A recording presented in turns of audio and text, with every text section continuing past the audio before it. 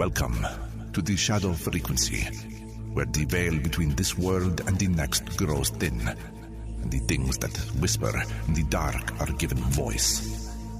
From the cryptic candlelit studios, deep in the Indiana forests, your host, Matt Wilson, and his spectral producer, Juniper Ravenwood, unearth the forbidden, the forgotten, and the fearsome. So, still your heart, dim the light, and listen closely. For once you tune into the Shadow Frequency, you may never tune out.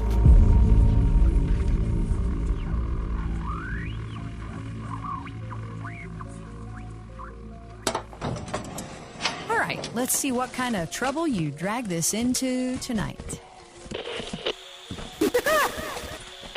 Oh, no. Now, don't you start that tonight. Stop that. Stop that. I am so close to taking the haunted CB and throwing it into a river. You say that like it wouldn't just float back here by morning. That thing has opinions now, Matt, and I don't like any of them. Hey, at least it agrees with you. That's somehow worse. Okay, skipping past the cursed Polaroids. Nope, not opening that envelope. Now, here we go. Episode 260, Ancient Warriors from Other Places. Armored figures, modern sightings, people running into soldiers who shouldn't exist anymore. Roman legions marching through basements, ancient fighters appearing on lonely roads. Not ghosts exactly, not time travel exactly, but something bleeding through. The past refusing to stay buried. Or maybe never really left. From the Shadow Frequency, I'm Matt Wilson. I'm Juniper Ravenwood. And tonight, we're opening the door to ancient warriors from other places. You are tuned to the Shadow Frequency, where every whisper tells a story from beyond the veil. Hosted by Matt Wilson. Produced by Juniper Ravenwood. With Chris Beach. The darkness continues. Listeners, imagine walking through an ancient city, the wind whispering over stones that have stood for 2,000 years. Beneath your feet, buried roads stretch into the darkness, carrying echoes of armored feet, the distant blast of a trumpet, the weary trudge of men who once conquered empires, in places like York along the crumbling remnants of Hadrian's wall. Something lingers, not the restless dead screaming for vengeance. No, these are silent columns of ancient warriors, emerging from walls, marching across modern rooms, vanishing into the earth as if the ground itself remembered their steps. Tonight, we descend into the shadows of Britain's Roman past, where the legions never truly left. Juniper, you've got that chill running down my spine already. Yeah. Ancient soldiers stepping out of time. Yeah, I'm hooked. Give us a taste. What's waiting in the dark tonight?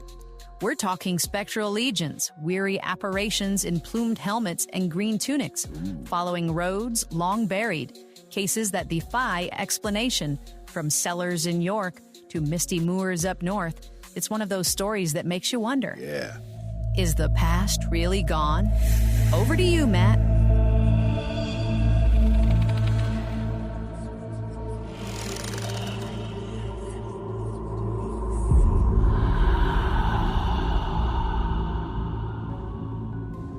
Thanks, Juniper. You really know how to dig into the old file cabinet and pull out something that sends shivers through the room. Tonight's file is thick with dust from centuries past, and it's labeled Ancient Warriors from Other Places. We're talking about those eerie encounters across Britain, especially up in York and along Hadrian's Wall, where people have come face to face with figures straight out of Roman times. Armored soldiers marching in formation like they've just stepped out of history and into our world. Let me take you back to one of the most chilling accounts we've got on record. In 1953, in the cellar of the treasurer's house in York, a grand old place right next to the Minster, layers of history stacked on top of each other. There's this young apprentice plumber, Harry Martindale, just 18 years old, up on his ladder in that dim, chilly basement, hammering away at some pipes for new heating system. He's alone down there, the kind of quiet that presses in on you. you know?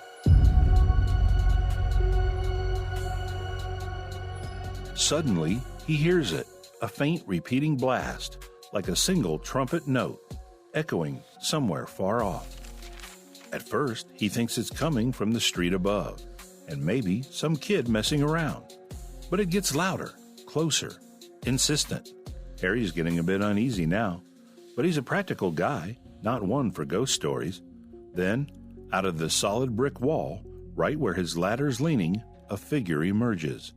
A Roman soldier in a plumed helmet, looking exhausted, stepping straight through the stone like it's mist. Behind him comes a horse, pulling a cart, and then pair after pair of legionaries, about 20 in total, marching wearily across the cellar.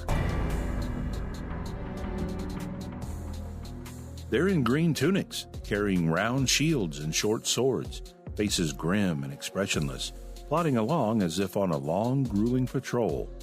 Harry says they look scruffy, battle-worn, not the shiny parade soldiers you see in movies.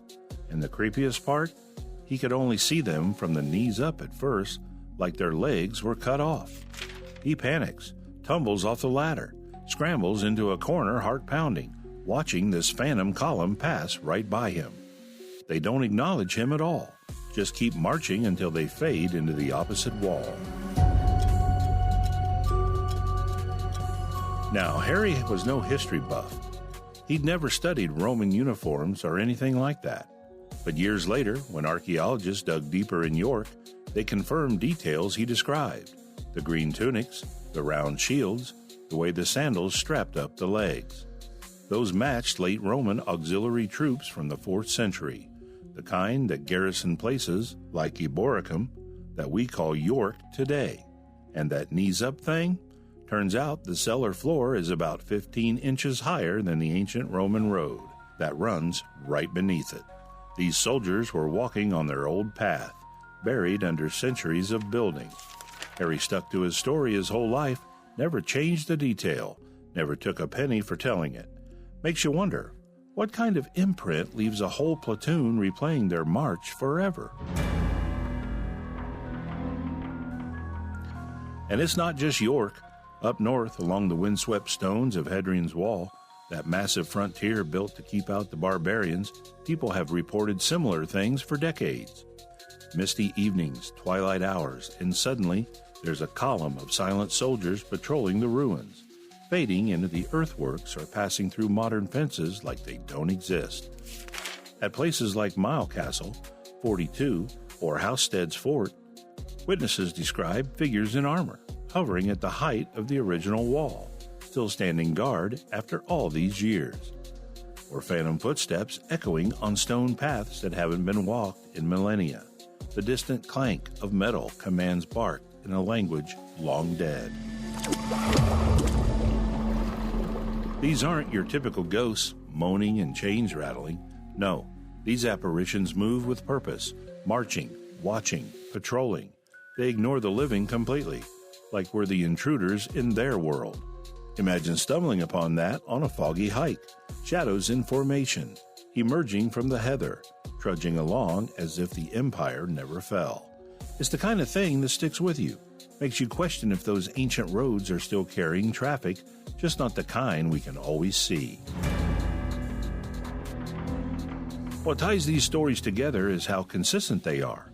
From cellar walls in historic houses to open countryside, these warriors appear in groups, follow alignments that match buried Roman routes, wear gear that's been verified by digs decades later. It's as if the landscape itself holds on to them. The constant movement of legions, the discipline, the endless patrols through the hostile land, thousands of boots pounding the same paths year after year. Could that kind of repetition carve something permanent into the stone, the soil? Harry Martindale's encounter shook him so badly he didn't set foot in that cellar again for 25 years, but others have felt it too. Staff at the treasurer's house hearing those trumpeted blasts, glimpsing figures in the gloom. Along the wall, hikers and locals talk about that sudden chill, the sense of being watched by eyes from another era. It's unsettling, isn't it? These aren't vengeful spirits, they're just continuing. as if duty binds them even beyond death. You know, standing in places like that, you can almost feel it, the weight of all those centuries pressing down. What if they're still out there, marching just out of sync with us? Brr, Matt, that one always gets me, the idea of them just carrying on. Yeah, it's haunting. In the second half, we'll dig deeper into what this all might mean, theories that try to wrap our heads around it. Juniper, take us to break.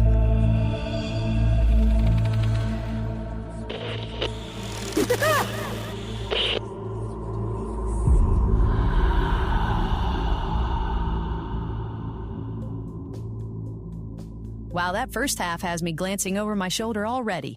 Those silent marching columns emerging from walls and fading into the ground. What do you all think so far? Are these echoes of Rome still walking Britain's hidden roads? We're just getting started on this one. Next up, Chris has something to share, and then we'll dive into your messages. But first, over to Chris. Cheers, Juniper. If the shadows have drawn you in, stay a while. Hit that like button, subscribe, and follow us on YouTube, TikTok, and Facebook, or wherever you tune in to your favourite podcasts. Dive deeper at shadowfrequencypodcast.com. There, you can explore our complete episode archive, check out our Shadow blog for deeper dives into each case, snag some exclusive merch, or even help support the show by buying us a coffee. And here's something fun. Leave us a voicemail on the site and tell us where in the world you're listening from. You just might hear yourself on the next episode. Take it away, Juniper. All right, time to fire up the Spectral Cosmic Message Materializer, flipping the switches now, cranking the dials through the ether. Let's see what drifts out of the void tonight. Here's a shimmering little signal cutting through the cosmic static. Message retrieved from... Pulling it in, unfolding the shadows. What's our listener whispering from the dark this time? This one's from Diane L. in New Haven, Connecticut. Says, hi, my name's Diane. Writing in from New Haven, Connecticut, I wanted to drop you a note, let you know how much I enjoy the Shadow Frequency. I usually listen during my drive to and from work, especially in the early morning when it's still dark out and the roads are quiet, and again in the evening when I'm heading home and trying to decompress from the day. There's something about being alone in the car with your show on that makes the stories hit just a little harder in a good way. I listen mostly on Spotify, and I'm especially hooked on episodes about hauntings, time slips, and strange historical mysteries, though I never skip the UFO or conspiracy heavy ones either. The way you tell these stories feels like I'm tuning in to late-night radio signal you're not sure you're supposed to be hearing. Thanks for giving me company on those drives and making you and routine commutes feel a little eerie. Keep doing what you do. It's clearly working. Listening from the shadows, Diane. Diana, exactly the vibe we're going for, like a forbidden frequency bleeding through your speakers on those dark drives. Love that you're with us for the hauntings and the time slips, especially. Tonight's episode should hit right in that sweet spot. Thanks for reaching out from the shadows. We're glad we're keeping you company out there on those quiet roads. And hey, everyone, if you got your own eerie tale, question, or just want to say hi, slide it into our inbox at shadowpodcast@protonmail.com. We love hearing from you. All right, Matt, back to you for the deeper dive. You are tuned to the Shadow Frequency, where every whisper tells a story from beyond the veil. The darkness continues.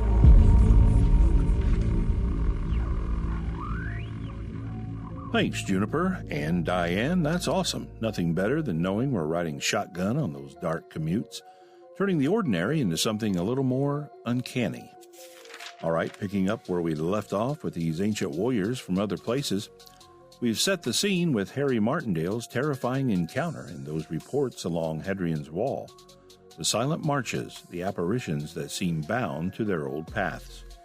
But let's go deeper now, explore why these stories grip us so tightly, and what they might really be. One way to look at this is through the idea of residual hauntings, like a recording etched into the environment itself. Roman Britain was all about movement, legions constantly on the march, patrols along frontiers like Hadrian's Wall, garrisons drilling day in, day out. That repetition, that intense energy from thousands of men over centuries, maybe it leaves a mark a loop that plays back under the right conditions. These figures don't interact. They just repeat their routines, marching in formation, heads down, weary from endless duty. They follow exact alignments of buried roads, wear uniforms later confirmed by archaeology. It's like the land absorbed the rhythm of those boots and replays it, non-conscious echoes of a violent, disciplined past. Then there's the time slip theory, which feels even more disorienting. Some encounters hint at brief overlaps, where time folds and you glimpse or step into another era. Think of the famous Versailles case in 1901, where two women wandered into Marie Antoinette's France, complete with period figures and outdated landscapes. Or Bold Street in Liverpool, where people slip into shops from the 1950s. Applied here, those intense historical moments, grueling marches, tense patrols on foggy borders, might create thin spots. Witnesses sometimes hear sounds, clashing metal, muffled commands, that trumpet blast Harry described. It's not just seeing ghosts, it's like intruding on the past, feeling the disorientation as realities brush against each other.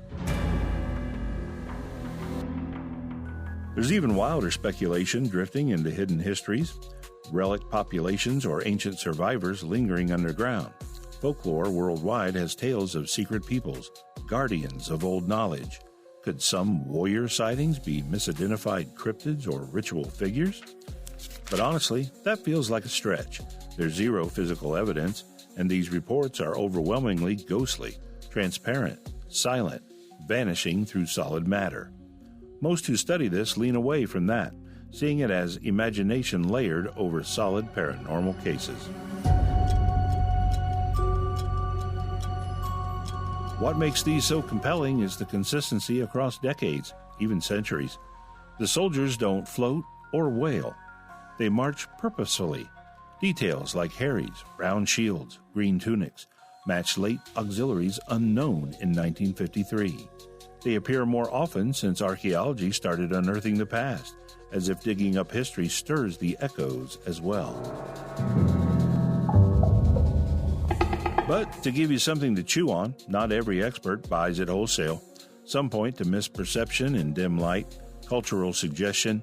York's full of Roman history, so minds fill in the blanks, or even expectation bias from ghost tours and books. Harry's case is strong because he was a skeptic, no interest in the paranormal, and his details checked out later. Still, skeptics argue vivid imagination plus a creepy cellar could conjure a lot. It's a fair point. Human perceptions of tricky and low light, isolated spots, doesn't explain the corroborations or archaeological matches, but it reminds us to question. Yet cases like Treasurer's House endure because they sit in that gray zone, too detailed to dismiss, too eerie to forget. Whether residual imprints, temporal glitches, or something we can't name, they force an uncomfortable question. What if history isn't sealed away? What if those layers beneath our feet, Roman roads, forts, battlefields, are still active, with eras walking parallel to ours, just a fracture away from breaking through? Imagine it. Next time you're on a quiet country road or in an old basement, that sudden chill could be the wind, or could be the faint rhythm of marching feet, approaching from a time when empires rose and fell on the tread of legions. If that's possible, how many other paths are still out there, waiting to cross our path? Makes you think twice about what's really underfoot, doesn't it? History marching on, unseen. Yeah, I'm not sure I want to know, but I kind of do. That skeptic note was interesting, though. Balances it out. Exactly. Keeps us grounded while the shadows creep in. Great riding with you all tonight. Juniper, wrap us up.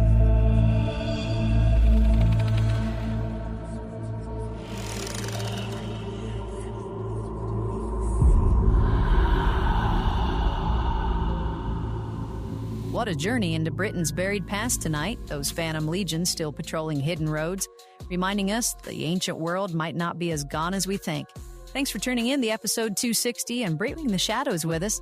As always, if something's eerie has crossed your path and you've got thoughts on tonight's case, drop us a line at shadowpodcast@protonmail.com. and stop by our website at shadowfrequencypodcast.com. We'll be back soon with another strange file from the cabinet. Until then, keep watching the corners and the ground beneath your feet. Matt, you want to say goodnight? Good night, everyone. Sleep tight and maybe dream of empires long fallen. From the shadows, good night, everybody. This episode was conjured with a solemn vow to explore the unexplained while remaining bound to the truths that have been unearthed. All interpretations are speculative and offered only for your enlightenment and your entertainment.